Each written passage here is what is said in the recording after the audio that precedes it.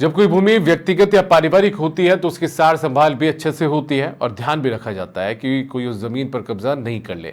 लेकिन बात करें पशुपालन विभाग की तो यहाँ ऐसा हुआ नहीं। जब विभाग बना तो विभाग के पास काफी जमीन आई, लेकिन ध्यान नहीं देने और सही से सार संभाल नहीं होने से इन जमीनों पर अतिक्रमण होते चले गए।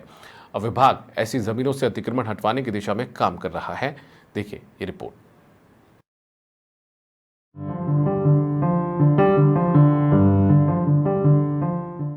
आज 1 इंच जमीन के लिए झगड़े हो रहे हैं और कई बार तो मामला इतना बढ़ जाता है कि एक भाई दूसरे भाई का दुश्मन तक बन जाता है।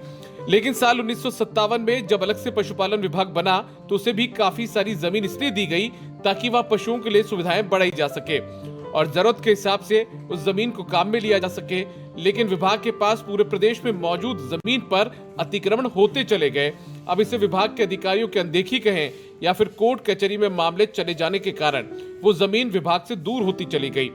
अब विभाग ने ऐसी भूमि को चिन्हित किया है जो वापस विभाग को मिल सके और उसका उपयोग स्वयं विभाग या अन्य कोई सरकारी विभाग उसे काम में ले सके। इसके लिए प्रदेश के समस्त जिला कलेक्टर्स को पत्र भी लिखा गया है।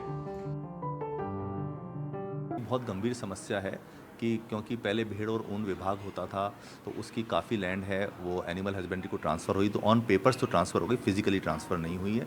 दूसरा, हमारे जो एनिमल फार्म्स होते थे पहले बड़े बड़े, उस पर काफ़ी लैंड होती थी, तो उसको कालांतर में उस पर अतिक्रमण हो गया कि पर्याप्त ध्यान नहीं दिया गया। तो हमने राजस्थान भर के पशुपालन विभाग की जो सभी जो भूमियाँ हैं उनको चिन्हित किया गया है। साथ में यह चिन्हित किया गया उनका खसरा कितना है, रकबा कितना है, किस किस पे अतिक्रमण है। और मैं प्रत्येक जिला कलेक्टर को उनके ज़िले में जो ऐसी अतिक्रमित भूमि है उनकी सूची भेज रहा हूँ, जिससे कि जिला कलेक्टर का और जिला पुलिस अधीक्षक का सहयोग लेकर के ऐसी जो राजकीय भूमि है उनको हम अतिक्रमण से मुक्त करा सकें। पशुपालन विभाग के लिए अच्छी बात यह भी है कि विभाग के राज्य मंत्री जवाहर सिंह बेड़म के पास गृह राज्य मंत्री की भी जिम्मेदारी है। ऐसे में विभाग की उम्मीदें भी ज्यादा बढ़ गई है और मंत्री भी कह रहे हैं कि कार्य योजना बनाकर हम ऐसे अतिक्रमण हटाएंगे ताकि विभाग के पास लैंड बैंक भी बन सके। विभाग के कर्मचारी भी इस बात से खुश नजर आ रहे हैं कि अगर ये लैंड बैंक बन जाएगा तो विभाग और अच्छे से काम करेगा, जिसका फायदा पशु और पशुपालकों को मिलेगा।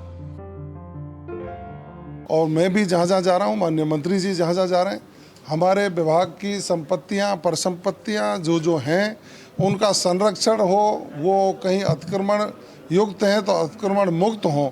इसके लिए एक कार्य योजना बना करके जहाँ भी प्रशासन की आवश्यकता होगी हम निश्चित रूप से सहयोग करके उनको अतिक्रमण मुक्त कराने का काम करेंगे।